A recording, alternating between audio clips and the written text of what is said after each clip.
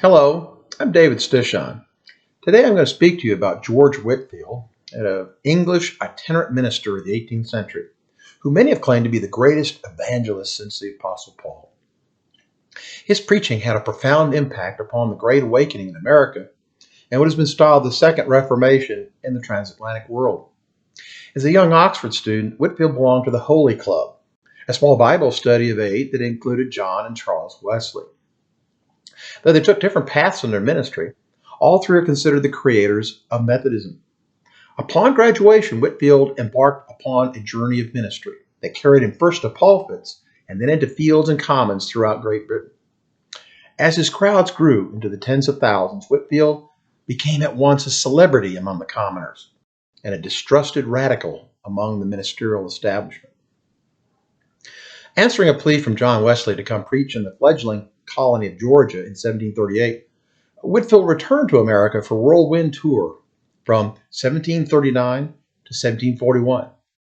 He sailed along the coast to major seaports to preach in the streets and commons, and then rode thousands of miles on horseback through the interior to speak in open fields. Whitefield became a regional sensation. His success came as a result of three factors. First, Whitefield spoke powerfully as a Calvinist about redemption and the necessity of individuals to be born again in Christ. Second, Whitefield was an extraordinary, charismatic public speaker. Third, Whitefield promoted his teachings and appearances in advance by using new printed media forms and a commercial vocabulary suited to the rising consumerism in the colonies. In a way, George Whitefield may be styled the Madison Avenue Methodist. In numerous articles and in his book, Peddler and Divinity, Frank Lambert points out that Whitefield's phenomenal success was not merely his talent for preaching and writing, as he made the whole world his parish. He gathered a team, including William Seward, as promoters and agents of advanced publicity, and to select venues for his preaching the Calvinist doctrine to the masses.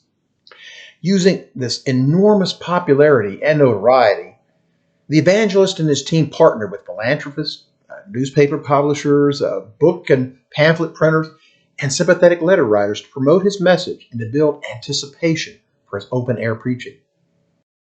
One of his many publishing partners and friends included Benjamin Franklin, who for many years printed and sold more copies of Whitefield's sermon pamphlets and books than his own Poor Richard's Almanac.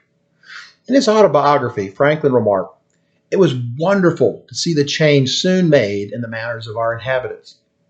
From being thoughtless or indifferent about religion, it seemed as if all the world were growing religious, so that one could not walk through the town in an evening without hearing songs sung in different families of every street." Unquote. Farmers and tradesmen walked or rode for days to hear powerful speeches from the preacher in his middle 20s exhort the faithful to open a direct dialogue with God.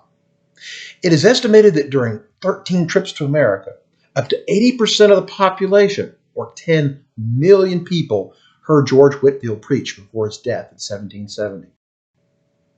Congregational and regional covenant renewals and revivals took place for 100 years in America before Whitefield arrived to preach.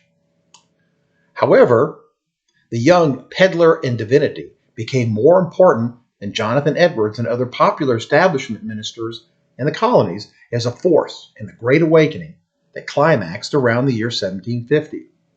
George Whitefield took the gospel of the primacy of the individual to the masses. The old lights could protest, but after Whitefield preached and wrote in America, evangelicalism was here to stay. After 1750, the 13 colonies burst out of the flames of the first Great Awakening as America. Before this colonial revival, ministers dominated all local and regional public discussions and concentrated on matters of faith.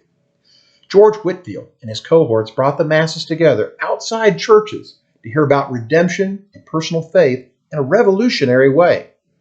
As Thomas Kidd points out, while, quote, evangelism didn't start the American Revolution, the patriot side certainly benefit from the support of the evangelicals.